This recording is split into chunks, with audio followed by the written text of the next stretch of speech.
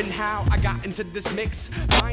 Hey everyone, this is Derrick Broze of the Conscious Resistance Network, and today we are going to talk about decentralization, a favorite topic of mine. Before we get into that, I just want to share with you, remind you to bookmark theconsciousresistance.com for all of our latest content, and to make sure that you stay plugged in.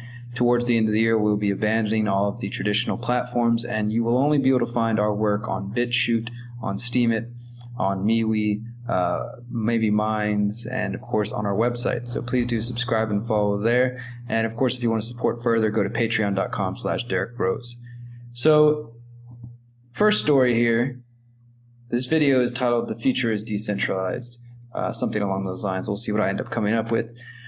But this first story came out earlier this week, about a week ago. Exclusive, Tim Berners-Lee tells us his radical new plan to upend the World Wide Web.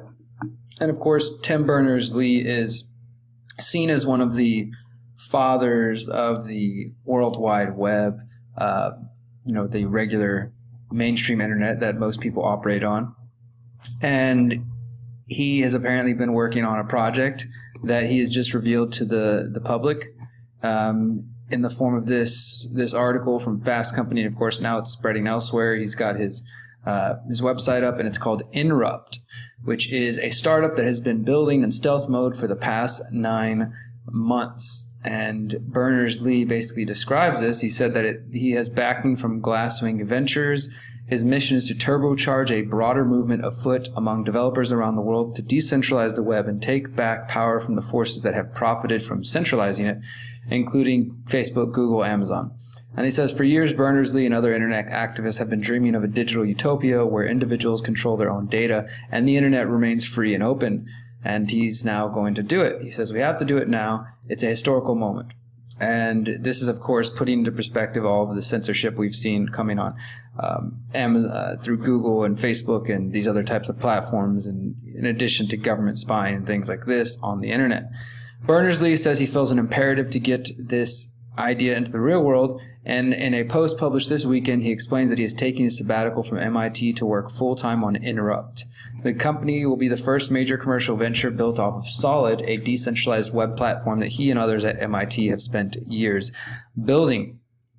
And it says if all goes well, Inrupt will be to Solid what Netscape was for many first-time users of the web, an easy way in. And he hopes that Inrupt will be the first of many companies to emerge from Solid. He opens his laptop. He starts showing them what it's looking like. He says, we're in the Solid world now. On his screen, there's a simple-looking web page with tabs across the top. Tim's to-do list, his calendar, chats, address books. He builds this app, one of the first on Solid, for his personal use. It's simple, spare. In fact, it's so plain that it's hard to see its significance. But this is where he sees this, kind of decentralized, using all of your apps and seamlessly across different platforms without having to rely on the centralized companies.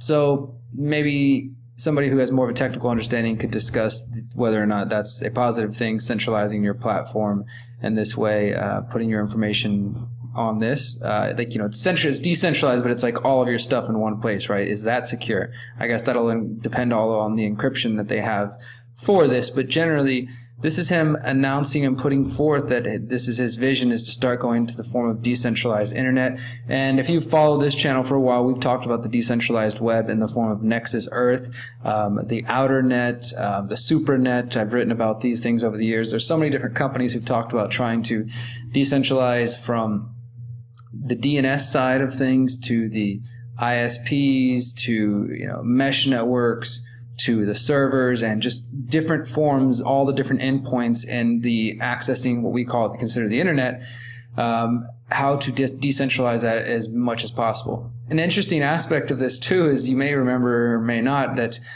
Tim Berners-Lee a couple years ago was actually Putin, Russia's Putin, said that the internet was a CIA creation. Now, truly, we know that the internet, the actual birth, the beginnings of the internet comes from DARPANET, which is, of course, from DARPA, which is part of the DoD. So that is coming from government funding.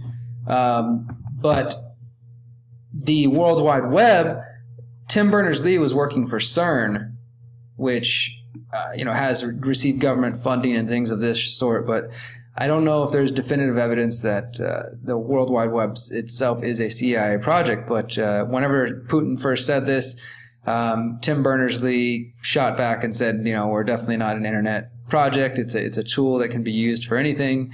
And this would be interesting, though, just sort of side note, that if Tim Berners-Lee was connected to the CIA, to have him lead the front for a push for a decentralized internet, sort of as a controlled honeypot opposition from the beginning, so that anybody who gets on the supposedly decentralized internet is already tracked and controlled from the beginning. But Berners-Lee denies any connection to the CIA. And in this other area, this article coming from Motherboard, and I don't usually like to quote report from Vice, but Nafiz Ahmed, he is a fairly good writer who writes some good stuff, and I found this one from him recently. Decentralized microgridding can provide 90% of a neighborhood's energy needs, study finds. This new approach could even pave the way for 100% self-sufficiency in power, water, and heat. A new report funded by the Dutch government finds that microgrid technologies could make a quote, local techno-economy 90% self-sufficient through the decentralized sharing of energy at the local level between multiple households. The new approach could even pave the way for 100% self-sufficiency in power, heat, and water, and 50% self-sufficiency in food production, according to the report's author, energy systems engineer, Fleorn de Graaf. If optimized properly, microgrids could play a pivotal role in supporting efforts to transition to renewable energy systems and meeting climate targets, finds the report. The report was funded by the Dutch Ministry of Economy Affairs. Okay, so says, according to the new report titled New Strategies for Smart Integrated Decentralized Energy Systems, by 2050, almost half of all EU households will produce renewable energy. Of these, more than a third will participate in a local energy community. In this context, the microgrid opportunity could be a game changer. And so it goes on to describe the microgrids and how this could result from the combination of several technological trends, including rooftop solar, electric vehicles, heat pumps, and batteries for storage of power, and how you can combine this with a number of different types of products, including earthships. And so they go on to look at a certain community. It's really an interesting little piece here, and I think is worth for those who are interested in community organizing and off-gridding and land projects and things of that sort. Now, they mention how this could work with like a smart grid, right? Obviously, I've been talking a lot about 5G, the danger of the smart grid, this coming smart prison.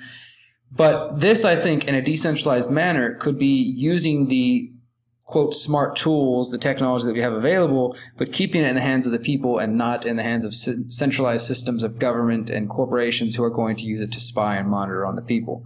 So I do think that there are ways for us to continue to go forward, right? Use the best knowledge that we have of the past, say localized, indigenous, independent governance and self-governance, and the idea of decentralization and localization combined with the emerging smart grid technologies, and we have something that, has never been used before. So perhaps that's the direction we want to go in.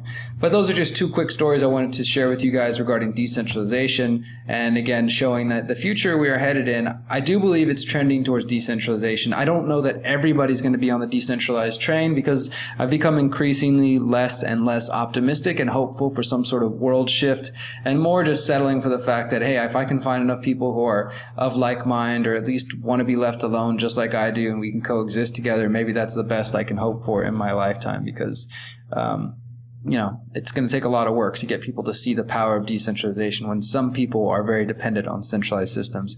But thank you guys for listening. That's all I got for today. Please do like, subscribe, follow, keep up with the website, share all the content. And if you want to support on Patreon, feel free to do so. Remember, you are powerful, you are beautiful, and you are free. Peace.